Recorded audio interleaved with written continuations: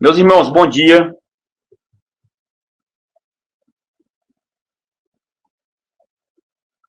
Nós iremos dar continuidade ao nosso estudo da Confissão de Fé Batista de 1689 e estamos iniciando por essa modalidade aqui online. Todavia, domingo que vem, eu pretendo fazê-la presencial com transmissão, como nós fazemos no culto à noite, porque eu vi que dessa forma aqui ficou um pouco complicada, né? Eu não imaginaria que daria tanto problema assim. E eu acho que presencial lá, eu também posso atender aqueles irmãos que não tiverem acesso à internet, eles poderão também estar presencial, porque o quórum será bem menor, né, presencial. Mesmo que todos possam ir, nós manteremos o espaçamento e as medidas de segurança. Bem, então vamos iniciar o nosso estudo da Confissão de Fé. Eu disse que nós começaríamos 9h30, infelizmente não foi possível. Mas eu vou iniciar esse assunto com os irmãos. Na verdade, nós já o estudamos antes da pandemia, foi o último assunto que nós estudamos, e eu pretendo fazer uma revisão com os irmãos. Uma revisão muito rápida, mas não deixa de ser aplicada às nossas vidas espirituais e principalmente a esse contexto em que estamos vivendo. Então, Alexandre, por gentileza, o próximo slide aí. Então, meus irmãos, nós temos aí na tela, creio que os irmãos estão visualizando, o texto da Confissão de Fé, de Westminster. Desculpa, irmãos, o texto da Confissão de Fé de 1689. E diz assim: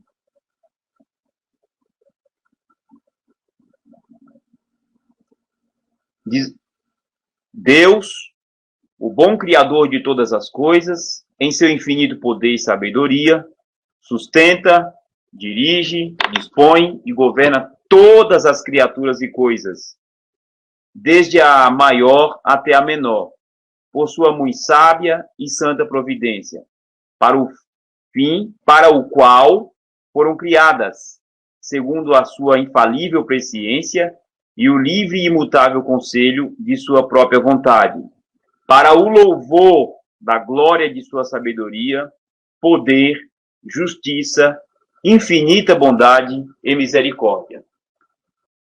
Então, meus irmãos, nós vamos agora verificar que esse nosso texto, ele tem algumas palavras-chave que nós precisamos mantê-las em mente para dar continuidade ao nosso assunto. Primeiro, a providência que a palavra de Deus nos ensina, ela fala a respeito, primeiramente, de Deus. A Bíblia Sagrada, quando ensina esta doutrina, esse assunto para nós, está dizendo que Deus não apenas é o Criador, mas Ele criou todas as coisas e mantém todas as coisas. Ele preserva, Ele sustenta, Ele dirige, Ele governa, Ele dispõe de todas estas coisas para o seu propósito, para o cumprimento dos seus decretos, para a realização da sua vontade. E o que isso tem a trazer para nós, de verdade, aos nossos corações? É que nós não estamos abandonados. Deus não abandonou a sua criação, nem as suas criaturas. Deus não nos deixou ao léu, à própria sorte. Nós não estamos, como o pastor pregou domingo passado, nós não fazemos parte de um circuito mecânico, como o materialismo científico e muitas outras correntes ensinam. Não, nós não fazemos parte de uma máquina. Nós fazemos parte dos planos de Deus.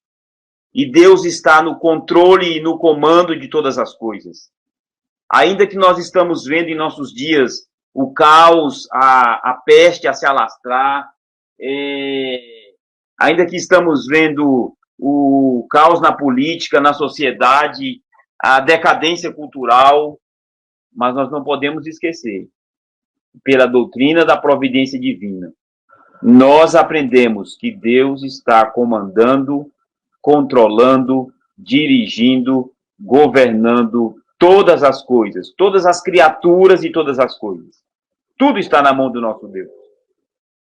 E o que isso deve trazer aos nossos corações? Isso deve trazer, meus irmãos, aos nossos corações descanso, paz, sossego, em sabermos que nós temos um Deus que está a cuidar de todas as coisas. Que a história não é apenas um fluxo, mas a história é a história de Deus.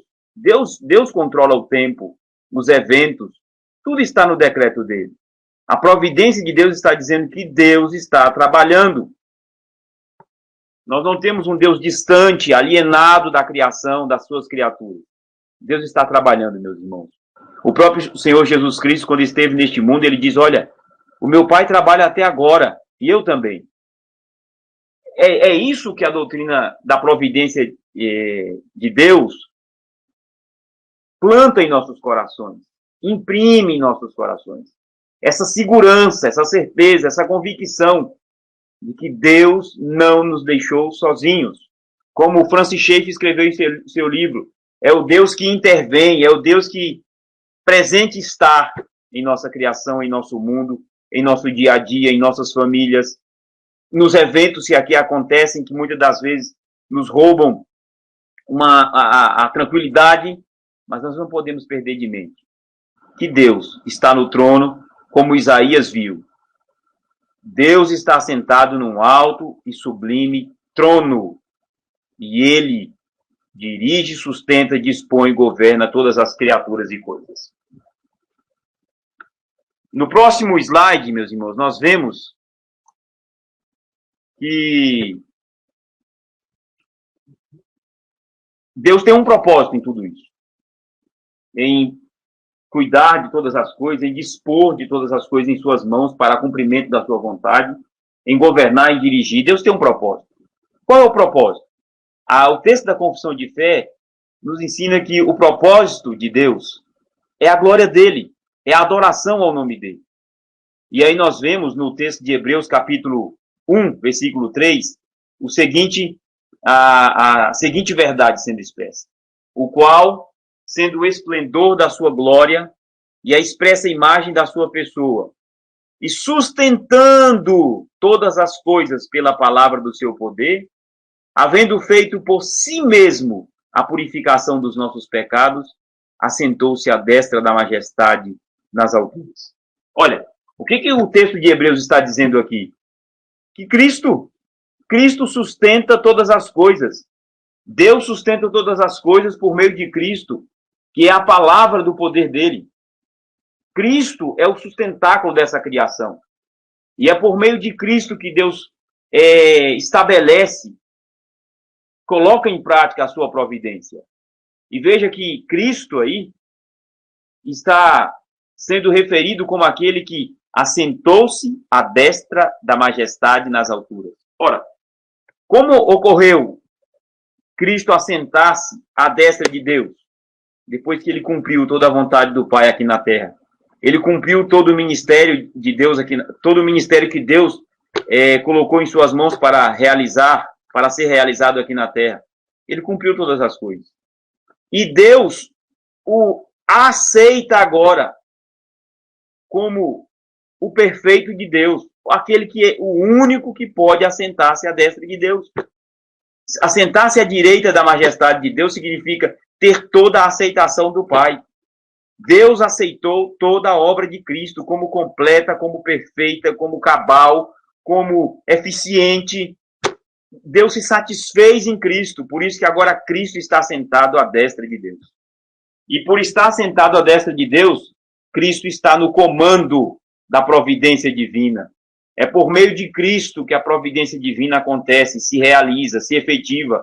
E nada do que Deus propôs em seus decretos, em seu decreto, irá falhar, porque Deus, por meio de Cristo, coloca em execução a sua providência. Nós vemos também em Isaías capítulo 46, versículo 10, que o seguinte texto, que anuncia o fim desde o princípio, e desde a antiguidade as coisas que ainda não sucederam. Que digo, o O meu conselho será firme e farei toda a minha vontade. Esse é o próprio Deus que decretou todas as coisas, que criou todas as coisas. Ele está dizendo que a vontade dele não será frustrada.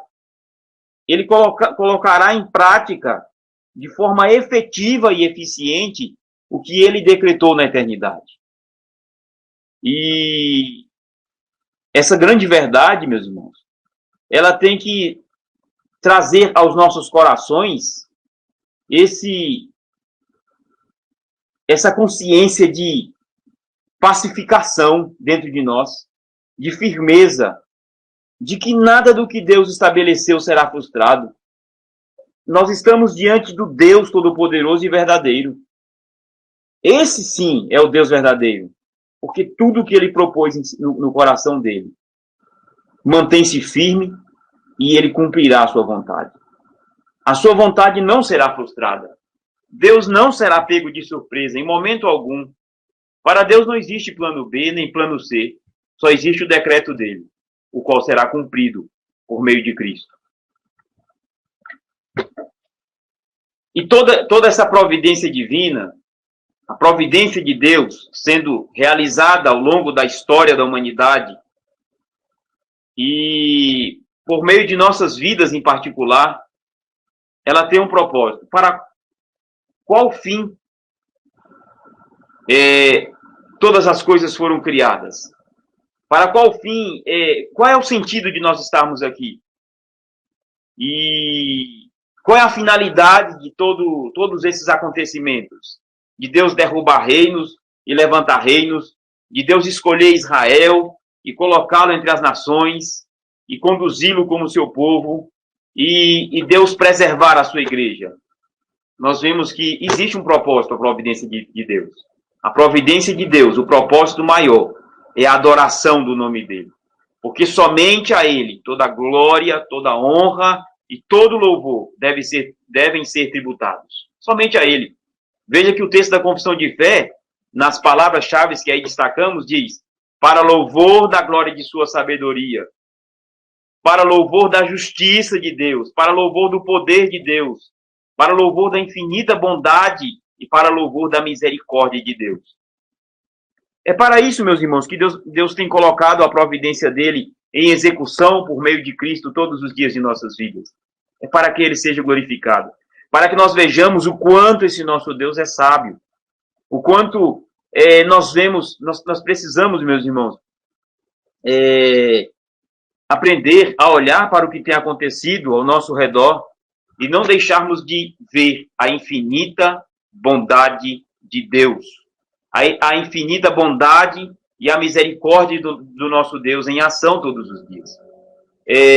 Infelizmente, nos nossos dias, em meio a essa pandemia, milhares e milhares de pessoas têm parado muitas horas diante dos aparelhos de televisão, dos sites de internet, os canais de YouTube e até mesmo do rádio, e passam o dia todo sendo bombardeadas por notícias ruins, notícias que chocam, que desestabilizam o emocional, o psicológico.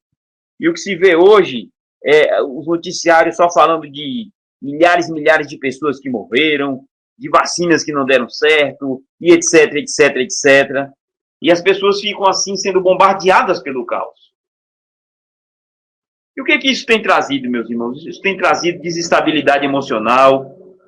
Aumentou-se ultimamente o consumo de antidepressivos, de remédios fortíssimos para as pessoas dormirem. As consultas aos psiquiatras aumentou assim também assustadoramente. As últimas pesquisas têm mostrado que as pessoas estão mais adoecendo da alma do que adoecendo fisicamente. E tem acontecido uma desestabilização emocional nas pessoas que trazem mais doenças psicossomáticas do que o próprio Covid tem adoecido tanto. Agora, o que tem acontecido, meus irmãos? Milhares e milhares de pessoas não estão mais sendo ancoradas nas promessas da palavra de Deus. Não estão mais se abastecendo dessa verdade das Escrituras, que é a providência de Deus. De que Deus está comandando, dirigindo, cuidando, sustentando, zelando. Que Deus não nos abandonou. Ele está presente, mesmo que nós estejamos cercados de más notícias. Mas Deus se faz presente, meus irmãos, em meio ao nosso sofrimento, em meio ao caos que tem se instalado, em meio às dificuldades que têm surgido. Nada disso, meus irmãos, tem acontecido, se não fosse pela providência de Deus, se não for o cumprimento da vontade de Deus que não será frustrada. Então, em meio à providência divina, nós temos que pedirmos a Deus que Ele abra os nossos olhos espirituais, para que nós vejamos a glória da sabedoria dEle, para que nós vejamos também a justiça dEle sendo colocada em prática sobre os homens, meus irmãos. A justiça de Deus sendo colocada em prática sobre cada ser humano, o poder dEle em ação. E também não podemos esquecer, meus irmãos, que a bondade de Deus e a misericórdia de Deus estão presentes, meus irmãos. Mesmo quando nós vemos o sofrimento a gritar aos nossos ouvidos, mas nós não podemos deixar de ver, meus irmãos, que a infinita bondade e a misericórdia de Deus estão presentes todos os dias de nossa caminhada. Como o salmista disse, olha, o Senhor é o meu pastor, nada me faltará, e ainda que eu andasse pelo vale da sombra e da morte, não temeria mal algum, porque tu estás comigo. A tua vara e o teu cajado me consolam. Então, em meio ao vale da sombra e da morte, o bom pastor está conosco, o seu cajado e o seu bordão nos trazem consolo, porque a presença de Deus alegra os nossos corações, nos fortalece na caminhada, e em meio a esses dias turvos, tenebrosos, obscuros, sombrios, a luz da verdade ainda está a brilhar, porque a luz sempre vence as trevas, meus irmãos. O amor de Deus ainda tem sido derramado em nossos corações. Que diremos, pois, diante dessas coisas? Se Deus é por nós, quem será contra nós? Se Ele não poupou por nós o seu único Filho, não nos dará também, por meio de Cristo e com Cristo, todas as outras coisas? Se com Ele sofremos, com Ele também nós reinaremos. O apóstolo Paulo deixa essa verdade da providência divina bem clara no capítulo 8 de Romanos, quando ele diz que todas as coisas cooperam, trabalham juntas para o bem daqueles que amam a Deus, daqueles que são chamados segundo o seu propósito. Deus não nos abandonou, meus irmãos. Deus está conosco. Deus está presente. E aí, vamos para o final da nossa aula. Colocando em prática, Mateus 10, 29 ao 31 diz: não se vê o próprio Jesus Cristo no seu ensinamento aqui neste mundo, ele falando aos discípulos a respeito da solicitude da vida e de como nós devemos vencer a ansiedade, as preocupações que abarrotam os nossos corações e não deveriam fazer isso. Nós não deveríamos permitir que isso acontecesse. Nós não deveríamos permitir que a ansiedade, que as preocupações assolassem os nossos corações e nos cegassem ao ponto de não vermos a bondade e a misericórdia de Deus e o amor de Deus sempre presente em nossas vidas, apesar de todo o sofrimento. E Jesus, no capítulo 10 de Mateus, ele nos deixa o seguinte ensinamento: não se vendem 2 passarinhos por um as? E nenhum deles cairá em terra sem a vontade de vosso Pai. Meus irmãos, um as, pelo cálculo do valor que ele tinha no Novo Testamento, ele vale, meus irmãos, menos do que 1 centavo.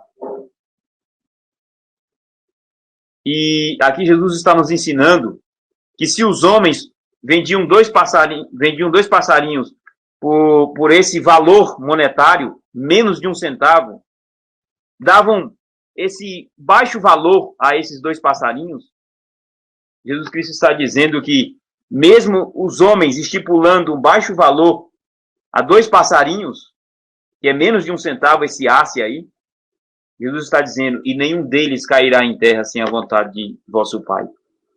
Ele também vai dizer que até mesmo os cabelos da nossa cabeça, da vossa cabeça, estão todos contados. Não temais, pois, mais valeis vós do que muitos passarinhos. Ou seja, se 2 passarinhos que valem menos do que 1 centavo têm valor para Deus porque fazem parte da criação dele e não fogem do propósito da criação dele, do decreto dele, quanto mais os seres humanos, quanto mais aqueles que Deus chamou para si. E Jesus termina a sua exposição dizendo: não temam, não temam, porque mais valeis vós do que muitos passarinhos. Então, meus irmãos, nós não somos uma engrenagem numa máquina que caminha para o caos e para a destruição, não. Nós somos seres humanos e temos valor por causa de Deus, porque somos criados à imagem e à semelhança do nosso Deus. Porque Deus derramou sobre os seus escolhidos, a sua igreja, o seu amor, por meio de Cristo Jesus. Nós temos valor diante de Deus. Nós somos valiosos para Deus. Isso não é humanismo. Não estou ensinando para os irmãos humanismo. Estou mostrando que o próprio Cristo está dizendo isso. Mais valei vós do que muitos passarinhos. Nós fazemos parte do plano de Deus. Deus se interessa por seres humanos. Foi por isso que ele desceu no Éden depois do pecado, para reestabelecer todo o plano de salvação por meio de Cristo Jesus ao longo da história. E esse plano foi cumprido em Jesus Cristo lá no Calvário, quando ele morreu, seu sangue foi derramado e comprou para Deus povos de todas as raças, línguas, tribos e nações. Por meio de Cristo e da sua ressurreição ao terceiro dia, nós valemos, meus irmãos, para Deus, muito mais do que 2 passarinhos. Agora, como nós colocamos a providência divina em ação? Como nós colocamos? Como nós vemos? Como nós passamos a vivê-la no nosso dia a dia? Meus irmãos, por meio da oração. Por meio da oração. Se nós nos dedicarmos à oração, nós estaremos sendo sensibilizados em todos os aspectos por Deus, tendo os olhos desvendados para nos maravilharmos com a forma por meio da qual Deus guia o mundo, estabelece a sua providência, coloca a sua providência em prática. Mateus capítulo 6, versículo 9, na primeira parte da oração que Jesus ensinou aos seus discípulos, ele diz: portanto, vós orareis assim: Pai nosso que estás nos céus, santificado seja o teu nome. A expressão Pai Nosso, meus irmãos, somente Cristo a inaugura em todas as Escrituras. Não existe nenhuma outra religião que chame Deus de Pai, senão aquela por meio do Evangelho que Cristo Jesus trouxe ao mundo. Cristo foi quem nos ensinou a chamarmos o Deus Todo-Poderoso de Pai. Pai Nosso. Assim como o salmista, lá no Salmo 23, chama Deus de pastor. O Senhor é o meu pastor, nada me faltará. Aqui Jesus inicia a oração do Pai Nosso, nos ensinando que nós devemos começar a nossa oração chamando Deus de Pai. Porque Cristo, por meio da sua obra perfeita, nos fez com que Deus se tornasse o nosso Pai. Cristo nos trouxe novamente para a família de Deus. E a todos quanto receberam, deu-lhes o poder de serem feitos, de receberem a autorização, o poder legal de serem feitos filhos de Deus. Filhos de Deus. Por isso nós podemos chamar Deus de Pai, de Paizinho querido, Abba Pai. Pelo Espírito Santo que agora habita em nossos corações, nós podemos ter com Deus esta comunhão tal que nós podemos chamá-lo de Pai Nosso e Paizinho querido. E chamar Deus de Pai quer dizer que nós temos alguém que cuida de nós neste mundo. Meus irmãos, ter um Pai é ter a certeza de que nós podemos dormir sossegados, porque o pão de amanhã está garantido.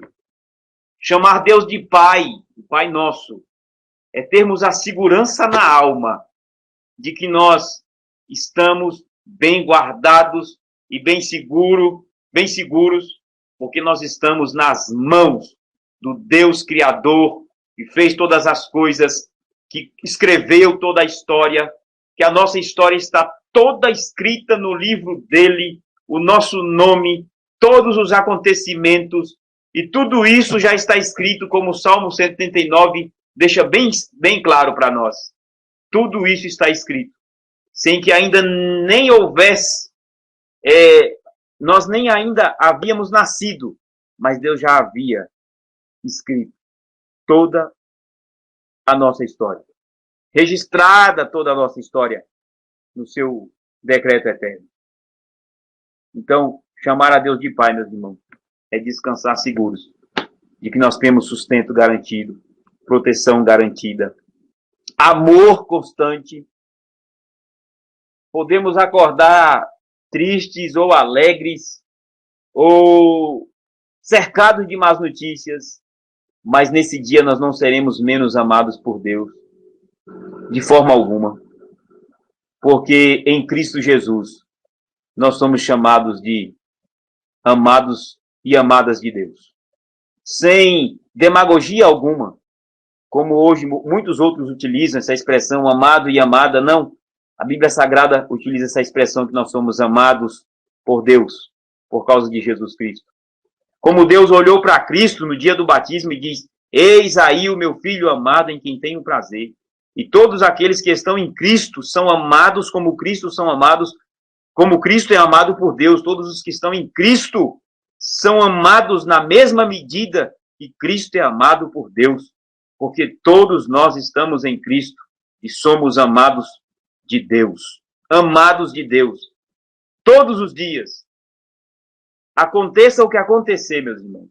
Não somos menos amados por Deus por causa das circunstâncias ou pela condição na qual nos encontramos. Nós somos amados por causa de Cristo. Na mesma medida em que Cristo é amado, na mesma medida em que Cristo é aceito à destra de Deus, todo o povo de Deus é aceito em Cristo, é recebido em Cristo, é amado em Cristo, é guardado em Cristo, é protegido em Cristo. Pai nosso, que estás nos céus, santificado seja o teu nome.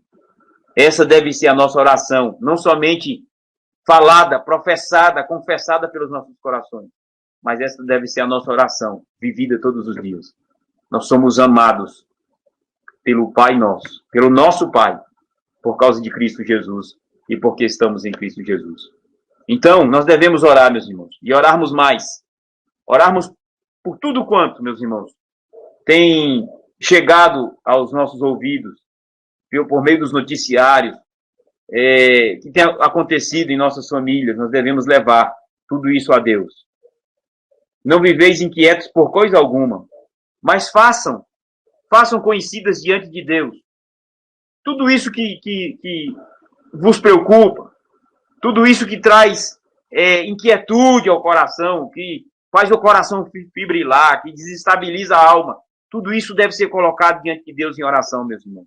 Se isso acontecer e estiver acontecendo na sua vida, a ansiedade, meus irmãos, não terá espaço para roubar o seu coração, para assaltar o seu coração, a sua vida, desestabilizar o seu emocional, e você se você estiver levando a Deus as suas inquietudes em oração, o que te preocupa em oração, Deus vai trazer paz à sua alma, e você vai ver quem é que está assentado no trono, como Isaías viu. Deus assentado num alto e sublime trono. Deus, meus irmãos, continua e sempre continuará no comando e no controle de todas as coisas. Por fim, nós temos a comunhão. Você não vai ver a providência divina em sua vida se você não estiver em oração, se você não estiver apresentando a Deus as suas preocupações, as suas inquietações, aquilo que te traz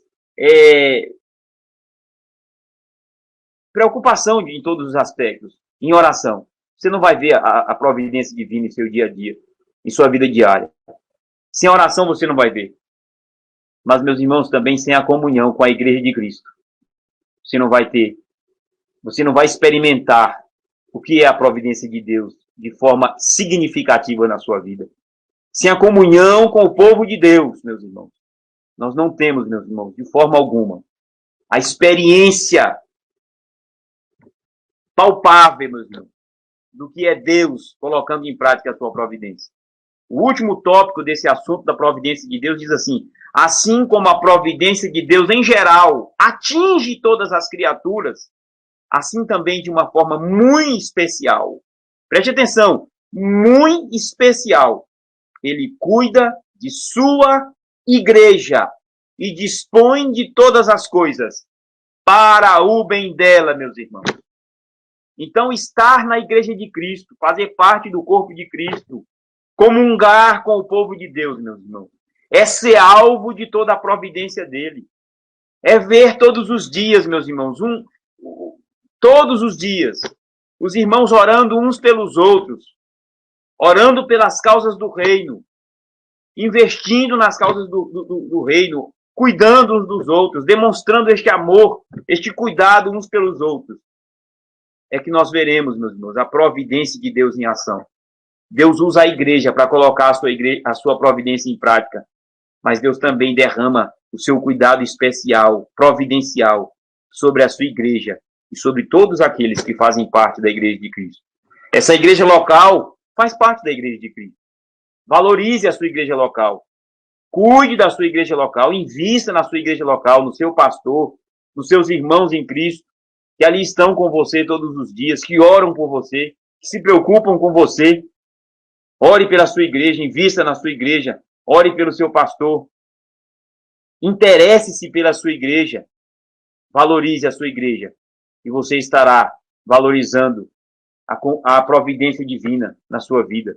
Você estará sendo alvo e verá de forma muito mais expressiva, mais clara, mais palpável a providência de Deus, não somente na sua vida, mas na vida daqueles que fazem parte do corpo de Cristo, como você também faz. A providência divina nos revela que a igreja é cuidada por Deus de uma forma muito especial. Meus irmãos, quantas perseguições se levantaram contra a igreja e têm se levantado contra a igreja na nossa atualidade? Quantas lutas e sofrimentos a igreja tem passado ao longo da história? Há momentos que nós lemos a história da igreja e nós dizemos assim: olha, a igreja não chegará no próximo capítulo, porque é tanta perseguição, é tanta luta, e quanto menos nós esperamos, quanto menos esperamos, meus irmãos, recebemos uma notícia por carta de um missionário que a igreja de Cristo tem ressurgido em meio ao deserto, em meio a tribos que nós nem conhecemos, nunca imaginamos, nem saber o nome. E Deus levanta a sua igreja em meio a tribos no deserto, em meio às florestas, em meio a cidades que nós achamos que estão fechadas para o evangelho. Deus levanta o seu povo por meio da sua providência. Então, meus irmãos, duas formas de você colocar em prática a providência de Deus em sua vida, de ver a providência de Deus em sua vida, de experimentar a providência de Deus em sua vida. É por meio da oração. Pai nosso que estás nos céus, santificado seja o teu nome. E por meio da comunhão com a igreja de Cristo. Amando uns aos outros, como Deus nos amou em Cristo Jesus. Por meio do amor, é por meio da importância que você dá à igreja, a importância que você dá à comunhão com a igreja de Deus, a importância que você dá a esse comprometimento com a igreja, essa oração que você faz por cada irmão, pelo pastor, pelas causas missionárias, o seu investimento que você faz, não apenas em dinheiro, meus irmãos. O dinheiro não é tudo no reino de Deus, é com a sua vida. É a sua vida toda comprometida com o reino de Deus. Tem gente que acha que se comprometer com o reino de Deus é por meio de dinheiro, só por meio de dinheiro. Não, meu irmão, não. Antes do dinheiro, Deus quer a sua vida toda comprometida com o reino dele, com a igreja dele. Que Deus em Cristo abençoe os irmãos. Vamos orar, porque eu acho que já passei também dos 30 minutos que eu propus. E se Deus ore por nós também, se Deus assim abençoar, estaremos domingo lá no presencial, transmitindo pelo link a Escola Bíblica Dominical. Vamos orar, meus irmãos. Senhor Deus, nós queremos te louvar e te bendizer pela tua palavra, que nos fala a respeito da providência, a tua providência, o teu cuidado especial para conosco.